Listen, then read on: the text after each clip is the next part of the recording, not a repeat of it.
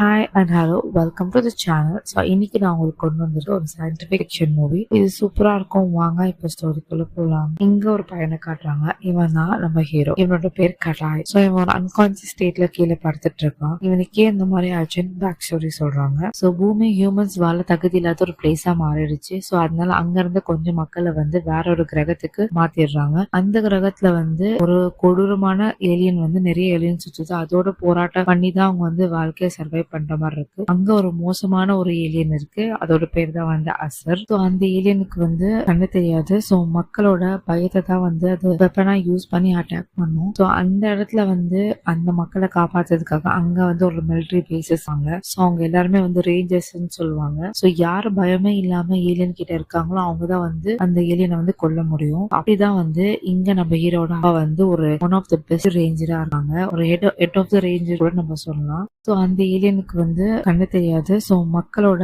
பயத்தை தான் அது வெப்பனா யூஸ் பண்ணி அட்டாக் பண்ணும். ஸோ அந்த இடத்துல அந்த மக்களை காப்பாத்துறதுக்காக அங்க ஒரு மிலிட்டரி பேசஸ் வாங்க. அவங்க எல்லாருமே ரேஞ்சர்ஸ் சொல்லுவாங்க. யாரு பயமே இல்லாம ஏலியன் கிட்ட இருக்காங்களோ அவங்கதான் அந்த ஏலியனை கொல்ல முடியும். அப்படிதான் இங்க நம்ம ஹீரோட ஒரு ஒன் ஆஃப் த பெஸ்ட் ரேஞ்சரா இருக்காங்க. ஒரு ஹெட் ஆஃப் த ரேஞ்சர் கூட நம்ம சொல்லலாம். நம்ம ஹீரோட அப்பாக்கு சுத்தமா பயமே கிடையாது. அதனால இந்த ஏலியனோட கண்ணுக்குலாம் அவர் தெரியவே மாட்டாரு. ஸோ ஏலியன் தம்சம் பண்ணுவாரு. பாக்குற எல்லா ஏலியனுமே ஃபைட் பண்ணி கொலை பண்ணிடுவாரு. அங்க அந்த சீன் காட்டாத நெகின் காட்டலாம். அங்க நம்ம ஹீரோ அந்த அன்கான்சியஸ் ஸ்டேட்ல தானே பட்டிருக்கான். ஸோ அவன் அங்க 3 நாளைக்கு முன்னாடி என்ன நடந்துச்சு, அவன் ஏன் அந்த மாதிரி பண்றான்னு சொல்லிட்டு பேக்கரி காட்டுறாங்க. ஸோ 3 நாளைக்கு முன்னாடி என்ன நடந்துச்சுன்னு காட்டுறாங்க. நம்மளோட ஹீரோ கட்டாய். ஸோ அவன் ட்ரைனிங் எடுத்துட்டு இருக்கான் இந்த ரேஞ்சர் ஆவதுக்காக. பட் ஏன்னா அதோட ரிசல்ட் அவன் ஃபெயில் ஆயிடுறான். அவன் நல்லா படிக்கிறான், நல்ல ஸ்கோர் இருக்கு. பட் ஏன்னா ஃபீல்ட்ல அவன் 0ன்னு சொல்லிட்டு அவனை ஃபெயில் பண்ணிடுறாங்க. அவங்க அப்பாக்கு இது தெரிஞ்சு செம்மையா கோவப்படுறாரு. ஸோ நம்ம ஹீரோட அப்பா